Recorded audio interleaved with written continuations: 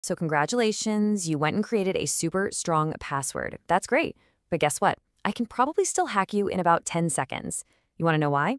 It's because a password at the end of the day is just one key. And you know what happens to keys? They get stolen. And that leaves the door to your entire digital life just wide open.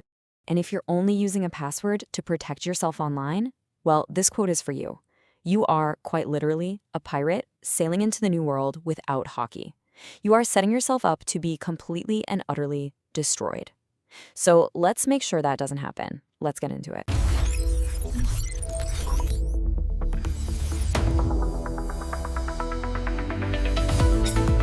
I don't care how long or complicated it is like trying to take on Kaido with a leaky rowboat and a whole lot of misplaced confidence.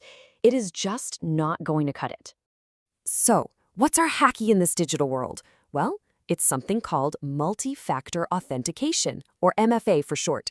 Look, in cybersecurity, just like in the world of One Piece, you need more than one type of power if you want to survive. And MFA, well, that's the fundamental power, the haki, that every single person needs.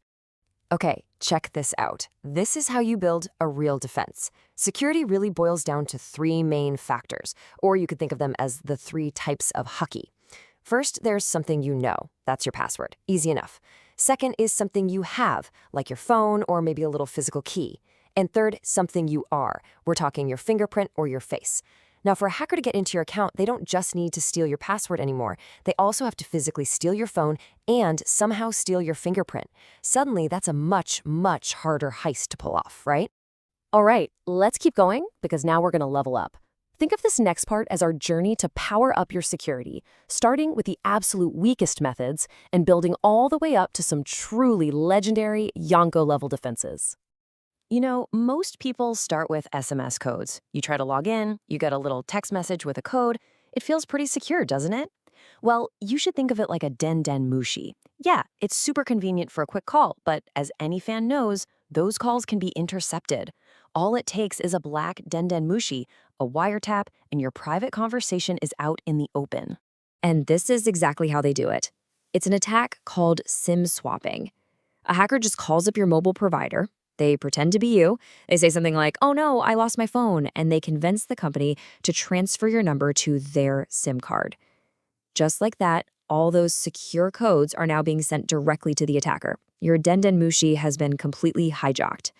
And that's why SMS is basically the Buggy the Clown of security. It puts on a good show, but it's defeated so easily. So what's the upgrade? We need something that can't be intercepted. We need our log pose, an Authenticator app. See, unlike a text message that has to travel across a network, an Authenticator app generates a brand new code every 30 seconds, right there on your device. It doesn't even need cell service or Wi-Fi to work.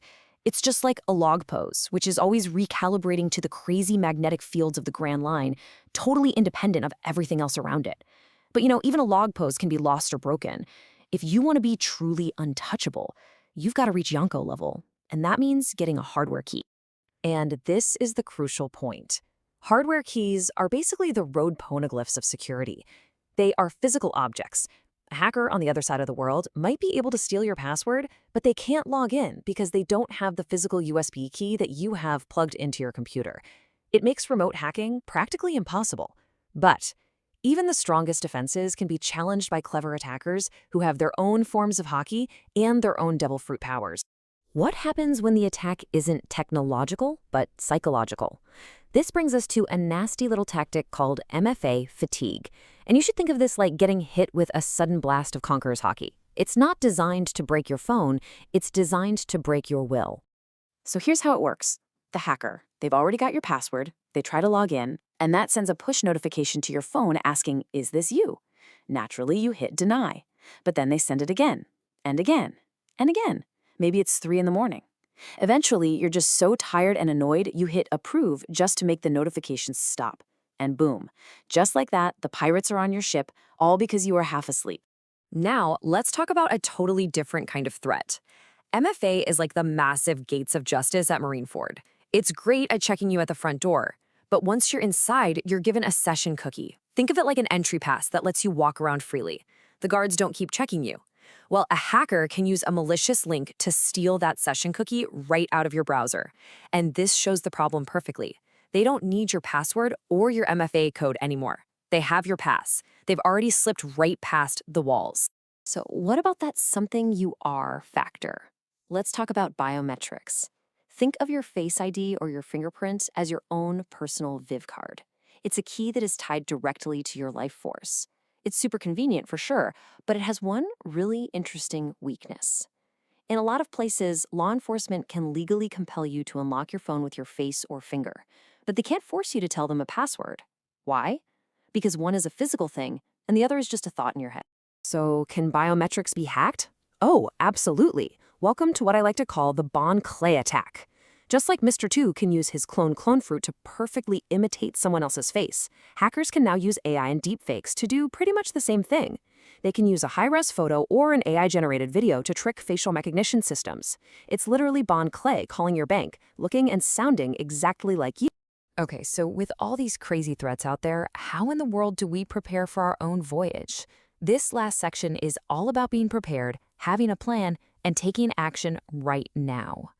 So what happens if you lose your phone? You know, your log pose. What do? This is where backup codes are absolutely critical. Think of them as the Mini Mary 2, or the Shark Submerge on the Thousand Sunny. They are your emergency escape vehicle. Every single service gives you a set of these codes when you turn on MF. But here is the single biggest mistake I see people make. They screenshot their backup codes and save them as a picture on their phone. Think about that for a second.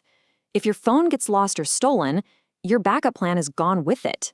No, you have to print them out on a piece of paper and store them in a secure, physical place, like a safe or a locked drawer. So here is your mission should you choose to accept it. This is your homework to make sure your voyage is a secure one. First, go to your Google account's security settings.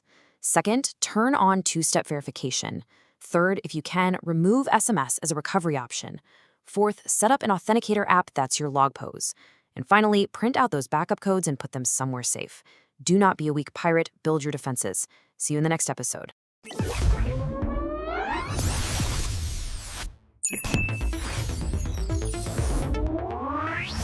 So what's next? What does the future hold? It's passwordless. All the big tech companies are moving towards something called Passkeys. Your phone itself becomes the key, using your face or fingerprint to solve a unique cryptographic puzzle sent by the server. No password ever travels over the internet. It is a revolutionary change, kind of like the Will of D, a mysterious new power that is destined to completely overturn the old world order of passwords.